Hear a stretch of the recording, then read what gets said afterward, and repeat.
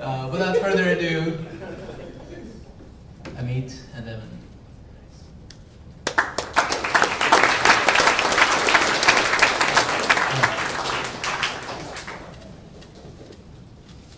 Can I talk? 1 second. All right, thank you everybody. Thanks Twitter for having us here and for the Spark meetup organizers for inviting us. And yeah, you guys, most importantly, for being here. So yeah, I'm Amit Talwalkar. I am a postdoc in the MLab. My background is in machine learning. Evan is right there. He's a grad student in the MLab with a background in systems, but also, I guess, a background in data science as well, previously. So we'll be talking today about MLbase. This is work coming out of the MLab, but it's also a joint work with collaborators at Brown and Reed here at VMware.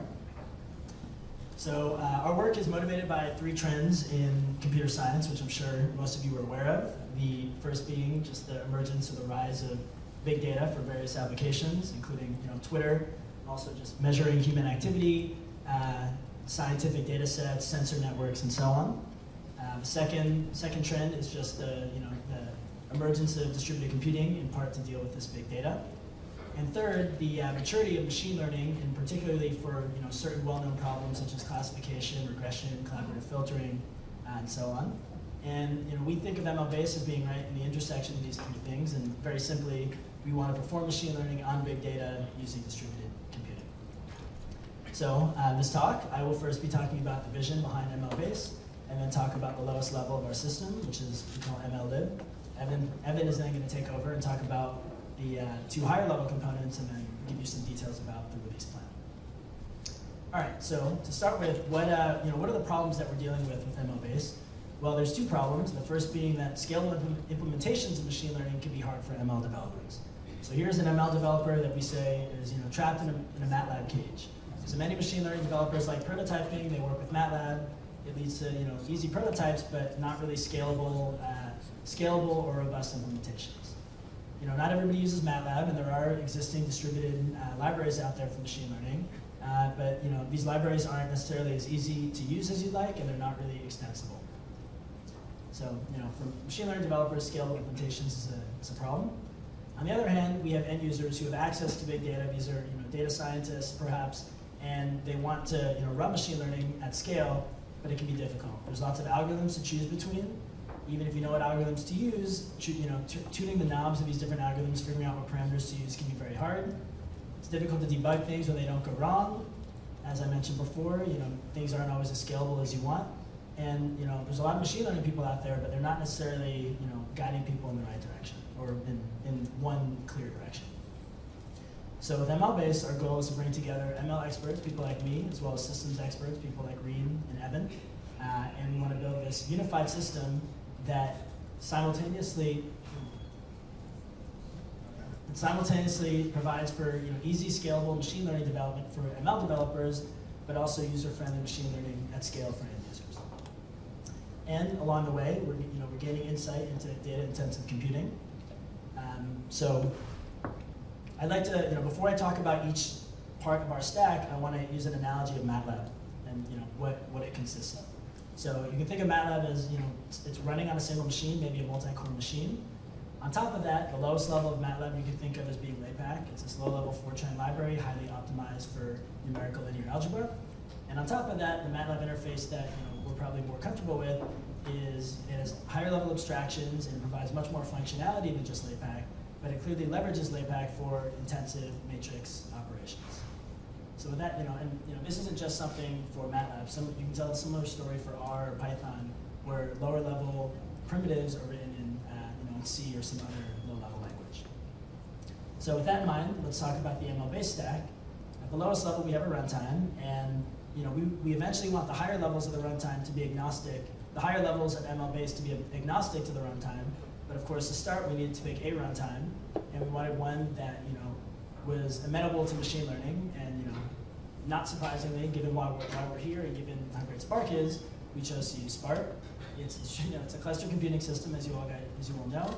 It's designed for iterative computation, which is great for machine learning. And also, there's a focus on ease of use, both in terms of setting it up and in terms of the computing environment. So we start with Spark. we think of the lowest level of MLbase as what we call MLlib, and this is kind of analogous to LAPACK. It's a low-level machine learning library written directly in Spark as part of the code base. It's callable from Scala and Java, and ultimately one day we hope also from Python.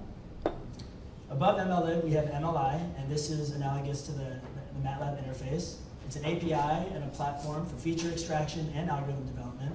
It includes higher level functionality than MLlib, and it also has we expect it to have a faster development cycle. And the highest level of MLbase is what we call the ML optimizer. There's no real corollary to that in the MLbase or in the Matlab stack. But the idea here is that this is a tool for end users to sort of automate machine learning as much as we can, and it's solving a search problem over what we include the feature extractors and the algorithms in the MLI. All right, so where are we today? This all sounds nice, but we actually made some progress on this since the last several months. The first lower two components, MLlib and MLI, which are geared towards an ML developer, we're actively planning on a release in the next few weeks. And the second part, the optimizer, this is an area of research at this point, and we're hoping for release sometime this winter. Okay, so hopefully you have some idea of how these different layers of a system work, but let me give you hopefully a more concrete example of what's going on. So imagine you have some text file and you want to perform classification on data in this text file. How would you do this with the 3 layers of our system?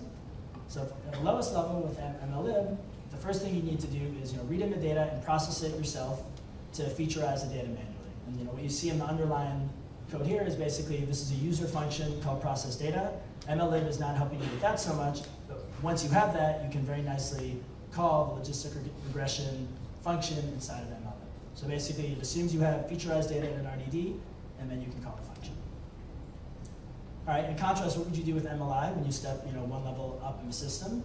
So again, we're solving the same problem, and first you can use built-in feature extraction functionality here. So what I have underlined here is you have this raw data, you can there's functionality to compute n-grams on this data, and then to compute weights associated with these n-grams. Once you do that, once you have these features, you can then call logistic regression from the MLI, and similar to Matlab and LAPACK, given that logistic regression is written in MLlib, logistic regression function in MLI leverages that lower level kernel. All right, and so in addition to that, there's other things you can do in the MLI. So for instance, you could embed this code in a cross-validation routine to try to figure out the appropriate parameters for logistic regression. You could also use different feature extractors or algorithms included in the MLI, or create new ones given the high-level abstractions that we provide, and that we'll present in more detail later in this talk. Okay, so on the highest level, we have this ML optimizer, and the idea here, and I want to be clear that at this point this is research, which is why it's sort of written in pseudocode. But the idea here is we want to take things a step further in terms of ease of use. We want a user to just basically tell us their data, what the features are, or what the raw data is, what the label is, and they declaratively specify the task to classify, and then the ML optimizer is going to search through the MLI, the space of feature extractors and machine learning algorithms, and return a trained model. So that's how the three components work. Let me now dive into the lowest level component, which is MLlib, and tell you a little more about that. All right, so to start with, let me describe a rough lay of the land, at least for some of the well-known players here. And these are players, by players I mean machine learning libraries. And I want to describe them in terms of 2 dimensions. So on one hand, you have ease of use. On the other hand, you have performance or scalability. So on the top left, you have things like Matlab and R, which are very easy to set up and use. But of course, they're single machine, they don't scale so well. Next, you have something like Mahout, which is a distributed library on top of Hadoop. And it is distributed, it scales better. Further along on the right, you have software like GraphLab or VW, and these both started off as academic or research projects. GraphLab started off at CMU, focused on graph-based algorithms. VW started off at Yahoo Research, actually on single machine, starting with a particular stochastic gradient descent primitive. Both of them have since expanded and provide more general machine learning functionality. So where do we hope MLlib fits here? We hope that it's going to match the scalability of GraphLab or VW, but be slightly easier to use, in particular in terms of setup, or deployment. Okay, and the the first release of MLlib, which we're gearing up for in the next few weeks, as I mentioned before, will include basic algorithms for classification, regression, collaborative filtering, and clustering. And many of these algorithms will rely on lower-level optimization primitives, in particular SGD or parallel gradient descent. And a few things to note about MLlib is, so one, as I mentioned earlier, this is included directly within the code base in Spark. This is unlike Mahout versus Hadoop. And the reason for this is that it's important. It's important that MLlib is continued to be supported by the Spark project, and it adapts to changes within the rest of Spark over time. And also that MLlib is going to be released with the next release of Spark, which is 0.8. Okay, so let me tell you a little bit about performance of MLlib. So we measure performance in various ways. The first is Walltime, which is the same thing as parallel runtime or elapsed time. And then we also measure, we run two forms of scaling experiments. The first is weak scaling. Hi, Randall. The first is weak scaling, and the idea here is that we want to fix the problem size per processor. Or in other words, what that means is that we want to, as we grow the size of a cluster, we want to grow the size of the data accordingly, and as a result, we want the wall time to remain constant as we grow both the data and the cluster. Another way to measure scaling is using strong scaling, and the idea here is that we fix the total problem size and we grow the cluster. And we hope that as we grow the cluster, given a fixed data size, that we get a linear speed up in wall time. Okay, and our experiments we run on EC2 with these M2 4x large instances and with clusters up to 32 machines. And so first I'm going to show some experiments for logistic regression. These are weak scaling experiments. We have 200,000 images that are very wide, 160,000 dense features each. And what you see on the left here is the weak scaling results. And again, ideal would be flat. And neither of us are flat, but we're comparing MLlib with VW. And what we see is that we have roughly similar weak scaling as VW.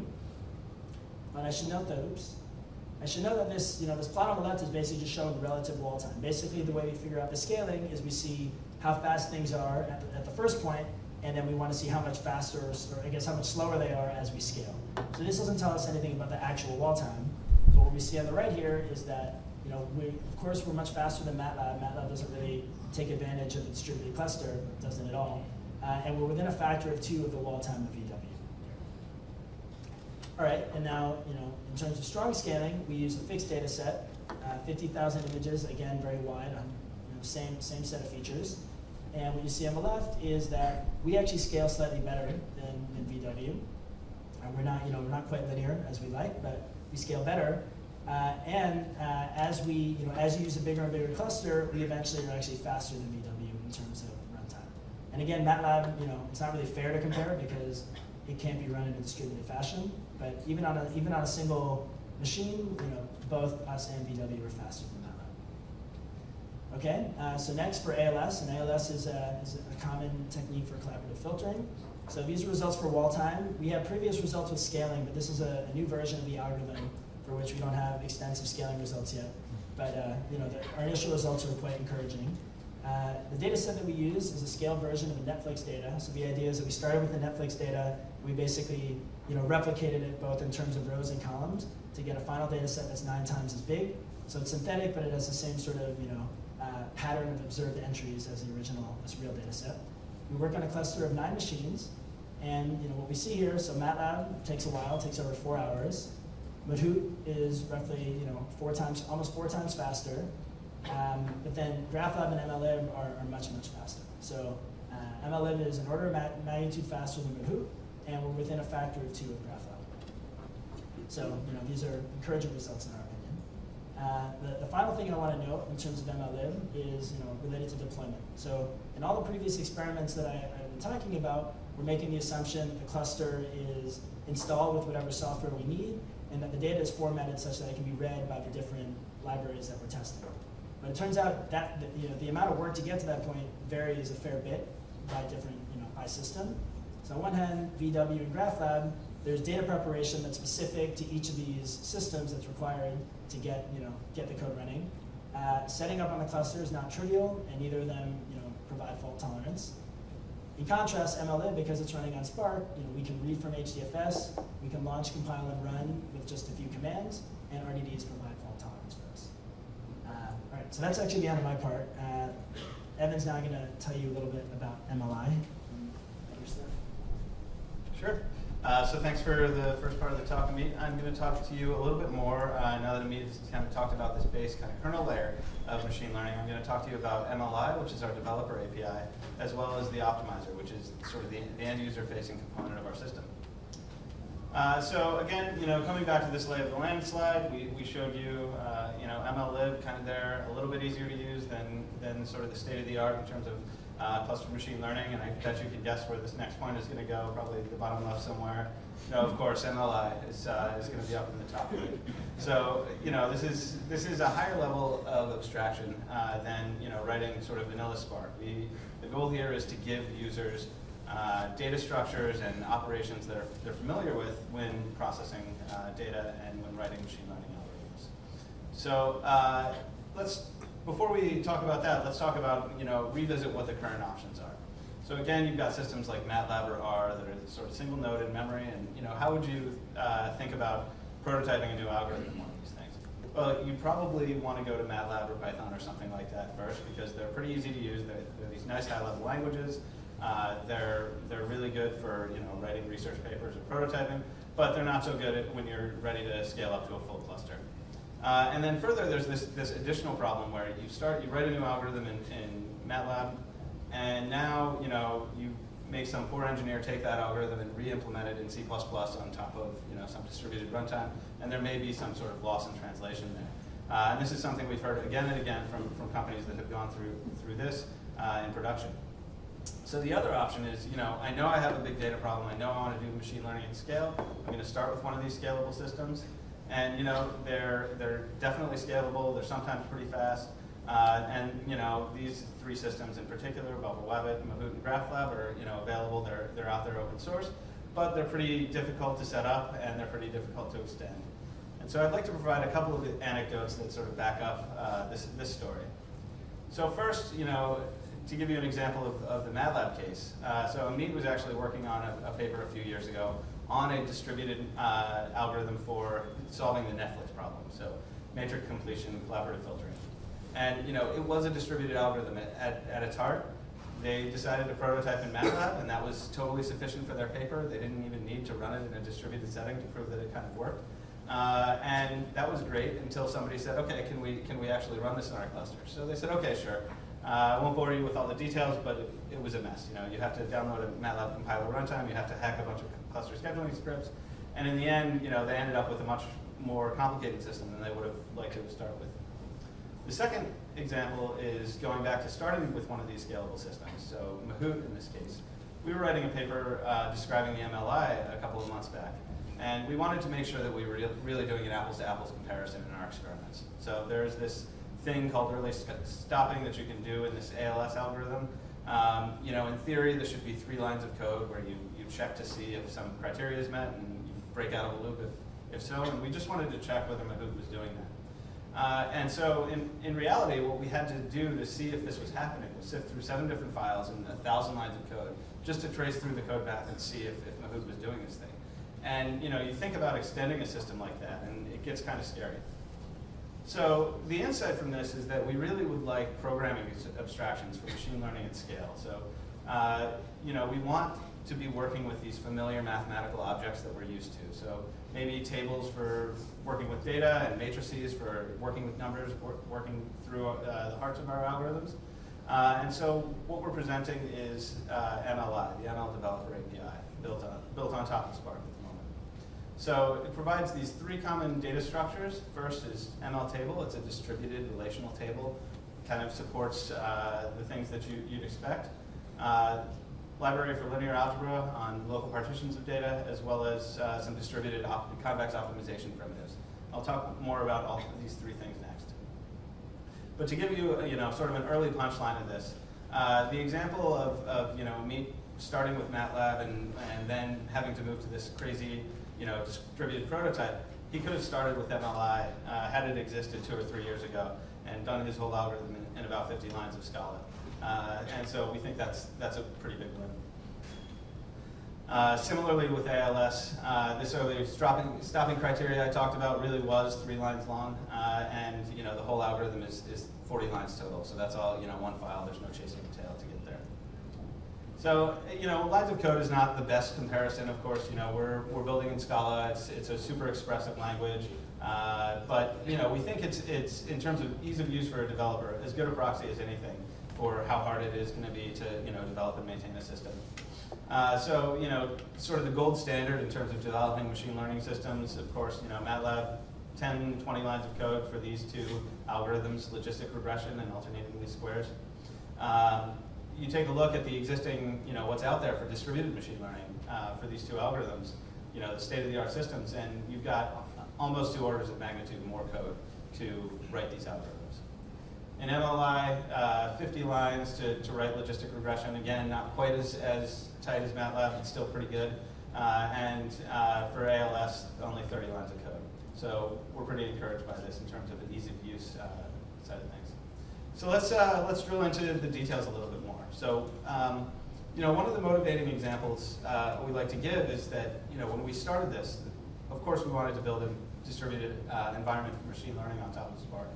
So what's the obvious thing to do? Well, your algorithms have to take as input some feature vectors. And so the obvious thing to start with is, okay, my feature vector is that. It's a vector of doubles that's packed into an RDD. And that's pretty good until you want to start doing something like dot products. And then okay, Spark provides this great class called vector that does dot products for you. But then you want to take advantage of some hardware support, so we're going to link in the Breeze library, and that's all great.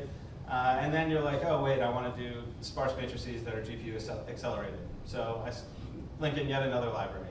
And the problem we saw here was that all of these objects are kind of there to do the same thing. They're there to provide, mathematical abstractions on top of, data sets.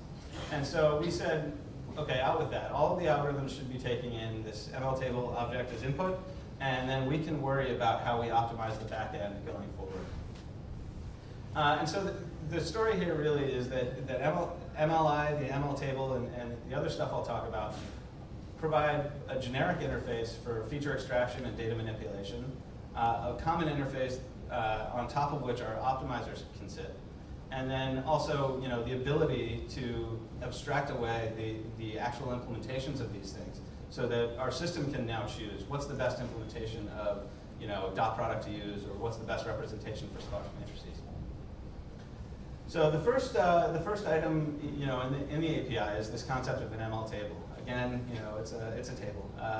So it's a distributed relational table. Supports loading from a variety of common data formats, so CSV, JSON, or XML, and others, text. Heterogeneous data across columns. So again, this is sort of a regular sort of database table. Every column is going to have the same type, but it can be different stuff across columns. Support for missing data. Feature extractors we view as transformations on these tables. So take data in, spit a table out, combine tables, that sort of thing. And it supports both MapReduce and relational operators. So this is inspired in large part. This isn't brand new ideas. Inspired in large part by data frames in R and in Python pandas, but we give them to you, distributed in Spark. So, again, this feature extraction example, this is very similar to the code Amit showed before, but I want to kind of highlight this. We're talking about feature extractors as transformations on these tables. So if you look at it from this perspective, first we start with a big flat text file in HDFS. Then maybe we want to run n-gram extraction on each document in that text corpus. Extract the top 30,000 bigrams for each record. Then we want to compute this TF-IDF statistic, which is highly useful in information retrieval. And then finally, now our data is in the form that it's ready for input into a machine learning algorithm. And that's this featureized table object. So the second component of the API is what we're calling ML submatrix. And it's called submatrix because what we give you is linear algebra operations on local partitions of your data. So one of the first pieces of feedback we get when we talk about this is why only local linear algebra? Why can't you give me distributed matrix multiply? Well, the reason for that, and we certainly could give you distributed matrix multiply, but the reason for that is really those types of algorithms that rely on inverting a huge, huge matrix or multiplying two very large matrices really, sort of fundamentally don't scale. You're looking at polynomial time for a huge matrix multiply. And so it turns out that there are a lot of ways you can approximate the algorithm that you're trying to do with common convex optimization methods without allowing users to do these very expensive operations. So at least for starters, we're encouraging users to work on sort of local partitions of their data when they're doing these advanced linear algebra operations, and then merging the results together. So this is very much in support of sort of the data parallelism that's inherent in MapReduce. And so, out of the gate, we plan to support both sparse and dense matrices as sort of first-class objects in our system. So, looking at how you would actually write these against these data parallel matrices, what we have in this example, and this is a lot of code, so don't bother trying to read too far into it, but at the basic level, we've got this big distributed data object. We now want to basically run a map on each of the individual submatrices that make up the data object. And then that's this matrix batch map line. And then once we're running on local copies of the data, once we're running on these partition matrices, we can now do the familiar sort of transposes and matrix multiply and solutions on those local copies of the data in sort of a tractable way. So the third component of the API is what we're calling for now MLsolve. And so this is a suite of convex optimization algorithms. Out of the gate, in our first release, we plan to support stochastic gradient descent, parallel gradient descent, and some variants thereof. And we're working on sort of quasi-second order methods, LBFGS and ADMM, as well as Adigrad, which are a little bit more complex ways of getting at sort of the same answer, but possibly a little faster.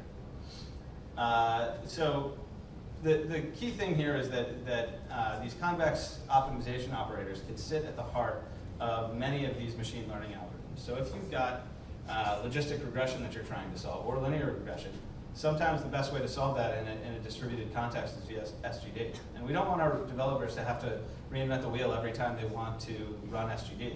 Instead, we give them a high-quality implementation of that particular convex optimization primitive. All they have to do is specify a gradient function, which is along with the data, what the algorithm takes as input, and they can use that for training their algorithm. So different versions of machine learning algorithms will take in different gradient functions, or will have different gradient functions, but we give this to you as sort of a primitive. So again, coming back to sort of what's in MLI today, we've got everything that's provided by MLlib. Of course, we're calling into these high-quality kernels inside of Spark. We're also adding several new algorithms and optimizers. So in brackets here in red are the things that we're working on, but not in brackets are the things that we plan to include in the first release. Importantly, we're also including several common feature extractors, PCA and n-gram feature extractors, normalizers, that sort of thing, as well as some tools that you need to actually run these ML, solve your ML problem in sort of a full pipeline. So cross-validation and other sort of evaluation metrics let you judge the quality of your models. So now that we've sort of talked about the lower two levels of the stack, this MLlib and MLI, now I want to talk to you about ongoing work that's going on at Berkeley right now in terms of trying to develop this optimizer. So this is what makes the life of the end user who actually wants to use all this stuff a lot easier. So an end user, comes up with a machine learning problem. They say, I just want to build a classifier for something. I've got my data. I know I want to predict who's going to click on this website or something like that. And that's what they want to do. But what do they actually have to do it today? So first, you have to learn the internals of a bunch of algorithms. You have to potentially learn one of these distributed frameworks if your data is big enough, or maybe you learn about sampling. You've got to implement 3 or 4 of these algorithms. Maybe you write some search code to search over these things, and it's on and on. It's a big mess, and probably the first time you do it, you don't know what you're doing, and you got to ask somebody for help, and that's kind of a crummy experience. So what would you really like to do? So we take a page out of sort of the databases textbook, and we say, okay, we've got SQL, which is a way of telling the system what you want, issuing a query against the system, and getting back a result. You don't tell the system, this is the particular join implementation I want you to use, this is the way I want you to rewrite my query, that sort of thing. The system handles all of those details for you. Similarly, we want a declarative way for users to specify a machine learning task. Do classify, give me a model back. And the system returns a model instead of a data table result. The model is an object you can use to make predictions about new data when it comes in. So again, coming back to this example, supervised classification, the important thing to note here is that it's totally algorithm independent. So the user says, load my data, and then they say, do classify on my data. And they don't have to worry about logistic regression versus SVM versus whatever, and all the crazy lambda parameters that they'd be setting to get those things just right. The system does that for them. So we look at this problem of how do we choose among all of this space of possible algorithms and their hyperparameters and so on, and how do we actually get to a decent model pretty quickly. So we think about this as a really big space, and we look at this as a search problem. And so I won't bore you too much with the details here, but basically, you think of a system starting to search through the space, maybe it tries boosting algorithms for a little bit, and it switches to SVM, it thinks those are good, and after 5 minutes, that's sort of the best answer it's come up with in terms of predicted out-of-sample accuracy. And that's what the model that the system would give back to the user. This presents also some opportunities for physical optimization. So from a systems perspective, this is pretty exciting as well. So an example of this is something that we've noticed. So normally when you're solving machine learning problems, you're sort of training models one at a time. You try one and it kind of works a little bit, and maybe you try changing it a little bit, or maybe it doesn't and you switch model families.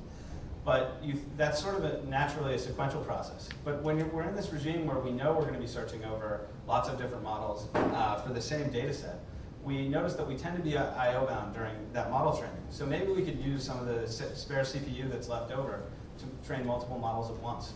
And this, again, comes from databases, the idea of a shared cursor. So if you've got a database query running, it might be doing a full table scan, maybe halfway through that full data scan, another query comes in and wants to be scanning the same table. That second query can piggyback on the first one and reduce the total number of IOs, with physical IOs, without changing the number of logical IOs. And so similarly here, we can take a single pass over the data and train many models at once. So this is training 10 different versions of logistic regression at once. We've done this in the context of multinomial logistic regression. We've also it also exists in the context of the K-means example that's in MLlib at the moment. So what's the relationship of this optimizer with MLI? So it sits on top of MLI. It sits at the top layer of our stack. But what's the actual interface there? We have this idea called contracts, which is a way that the algorithms that are in MLI and MLlib can provide a set of metadata to the optimizer that it can use to sort of enumerate this search space. So this includes sort of what type of algorithm is this? What problem is it solving? What are the various parameters? How does the runtime of this algorithm relate to the amount of data you're throwing at it, both in terms of depth of the data and number of dimensions? Some information about the input and output. So enough information for this optimizer to begin to make an informed decision about how it wants to search the space. So finally, I want to talk to you a bit about release plan. So we're working on the first 2 levels of stuff for this, just releasing in just a few weeks, and then the optimizer will come later. But before I do that, I want to just point out the contributors, everybody who's worked on this project, and in particular for students and I guess former students at this point who have worked really hard on getting this code release out and ready to go for the end of the summer. So Xinghao, Virginia, Shivram, and Mute, we definitely couldn't have gotten there without the help of these 4. So in the first release, we're including MLlib, which is this low-level library of underlying machine learning kernels built on top of Spark, part of the Spark standard library, callable from Scala and Java. Again, MLI, this API for feature extracting and development of new ML algorithms. We really hope this is going to become the platform for scalable machine learning development. And hopefully it's also going to provide a faster dev cycle than getting a pull request accepted in Spark core. It's a pretty high bar at the moment. Second release coming in the winter, the optimizer, so built on top of MLI. automating model selection, and this will include these contracts that I mentioned briefly, as well as this declarative query language. Additionally, we've been working pretty closely with a computer vision group at Berkeley, and so we want to extend our feature extractors to cover more than just text and numbers, and also include some vision examples. So then, sort of longer term, doing this research and building the system has opened up a lot of doors, new places where we could go, and future directions to take the system. So one idea is okay, what's sort of the basic set of ingredients that goes into a machine learning algorithm? What are the key primitives that we need to be able to perhaps optimize these algorithms all the way down to the middle? And so, you could think of this sort of as what's the relational algebra for machine learning. So definitely something we're interested in. Also thinking about unifying the language that end users and developers use. So you can think of, an R user might be coding up a new machine learning algorithm and then running that algorithm all from the same environment. We'd certainly like that experience for our users. We'd also like to have exposure to those users. So if you're running R or Python today, we want you to be able to call in to your cluster and say, please, give me back a model in the form that my platform for analysis expects it. So certainly we want to be able to do that. Visualization, so thinking about how we enable sort of interactive guidance of the system in terms of learning, particularly for unsupervised problems. So how can we enable users to tell the system if the model looks good or bad? Well, we have to kind of show them what it looks like first. And then further, we're only scratching the surface of what's available in machine learning today. So we've got, people have asked us about time series algorithms, graphical models, more advanced optimization techniques, all stuff we definitely plan to get to and want to get to, but also future work at this moment. So that's about it for the talk. I just want to say that contributions to this stuff are highly encouraged. Our URL is down there on the left. If this stuff is exciting to you, please leave your name and contact info. We'll let you know as soon as we get our code pushed out for the greater world. Additionally, we've got AmpCamp 3 coming up, which is in Berkeley, August 29th and 30th. And that's an event put on by the Amplab. It's a good event, good opportunity to get your hands dirty with the rest of the badass stack in addition to MLI and Spark. So thanks for your time, and Amit and I will be taking questions, so feel free. And it was great. Thanks again to Twitter.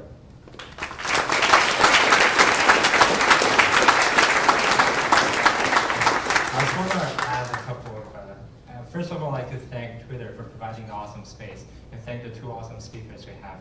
But as you can see, we are outgrowing our venue. The Spark meetup is growing, and we are looking for future meetup locations. If you have something in mind, please come talk to me, Matei, Patrick, a lot of us from Berkeley. Thank you. Now, Q&A for this guy.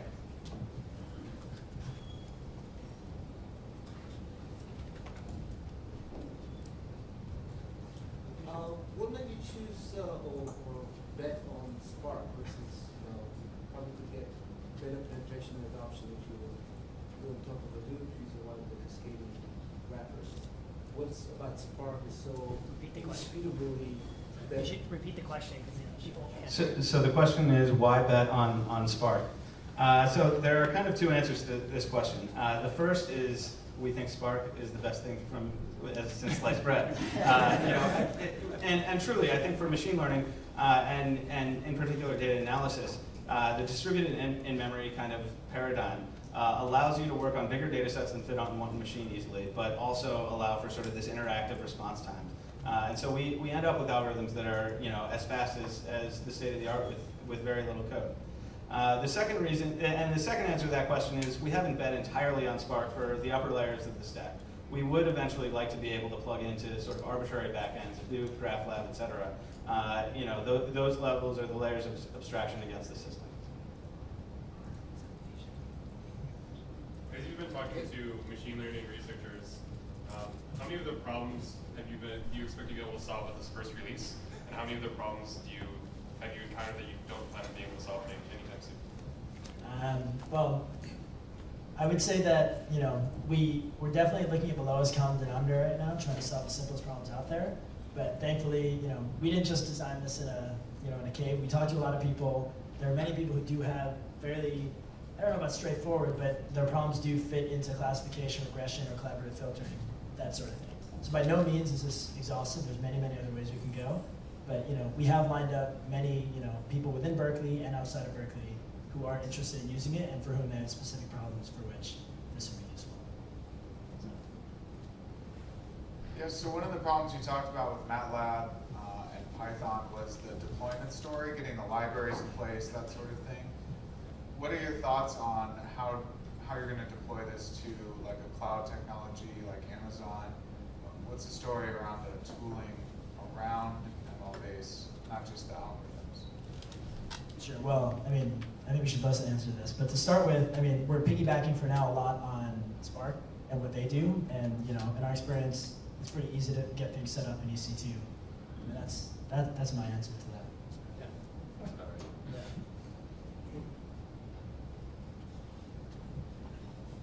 Can I ask you what are priorities? Is it like to create a optimizer, get it out of the door this year, or is it priority to work on the MLbase? So there's something like more working. How many times limited? What are priorities? Well, so MLbase is kind of the umbrella over. Oh, sorry. The question, as far as I understood, is what was the priority? Is it getting an optimizer out of the door? But I'm not sure what the other alternative is.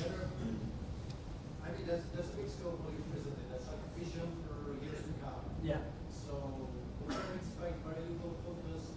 Let's say half a year from now and a year from now. Will it be like getting the local part better down, or showing that there's this optimizer can maybe work one day? Yeah. So I would say both, but you're right. The time is limited, and the people working on it right now, we need to grow a team. So the idea is to recruit more people to work on it, and especially the open source community can really help grow MLI. We want to show that some sort of first pass optimizer actually can work.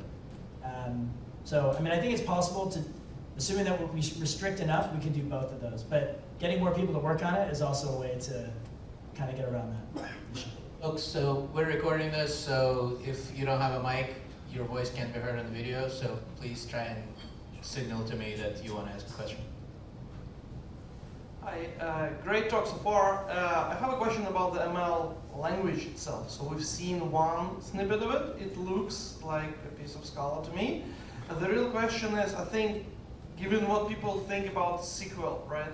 Given all the feelings evolved around it, I think the key question for you is how do you evolve this ML language? Will it be expressive enough for common cases? Will it be specialized enough for power users? And can we see more examples of this language? How far are you about thinking about what this language looks like? You're talking about MQL, right? Yeah, so I would say that we're not far enough along yet to release explicit or many examples of it. The work we focused on more is less the language and more the optimizer itself and how we're going to search through the space quickly and get an answer that's either correct or quickly figure out that there is no good answer given the data and the problem trying to be solved. So we realize it's an important problem. We tried to stress that at least the language itself is something that we have a high-level idea of what we want to do, but we haven't pinned it down, and we'd love to get feedback from people about what they'd want to see and not see.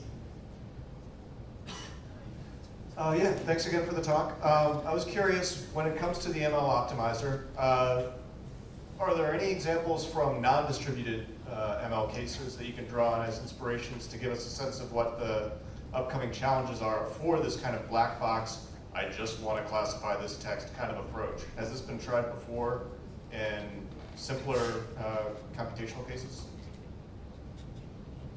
Yeah, so the problem with sort of model selection and model search is one that has been studied variously by the statistics community for quite a long time. In terms of I start with big raw text and automatically sort of featureize it and do feature selection. That's definitely a hard problem and it's a big challenge. I think there are what we're sort of shooting for right now is to reproduce sort of what the common ML workflow is. The thing that a person like Amit or somebody who's a data scientist is doing sort of day to day. And it's like, all right, well, I know I got to normalize my features. All right, well, I got to throw out this stuff that's got too many outliers or whatever. And then I want to cross-validate things. And it's this big machine that kind of everybody seems to have a similar approach to, and we think that a lot of that can be automated. So that's kind of the tack we're taking at the moment. My name is Nikunj. The question I have is about the items you identified as future work or as things you look forward to. There are a couple of items in there that we are interested in using now. Would you be willing to support answering questions that we might have so we can do it ourselves in the interim? Yeah, I and think. would we be able to get that kind of support in the open source forum, or would it be 1:1 kind of relations? So yeah, I think this is the kind of thing that, if there's an item on that sort of future work list that a member of the community is really excited about and wants to, give back to the project, we'd certainly like to talk to you about kind of your thoughts on your approach. If you have issues with the system and, provide you some guidance there, definitely. So, feel free to shoot me an email offline or any of that. Open source is definitely, I understand how that works, but there are many of us who do closed source development, and if something is not yet ready from our perspective to be given back to open source, we'd still like to be able to understand from your side any documentation or any guidance that you could provide about how we could go about doing it, and then when we are ready, we could give it back. Sure, yeah, I think that's totally reasonable.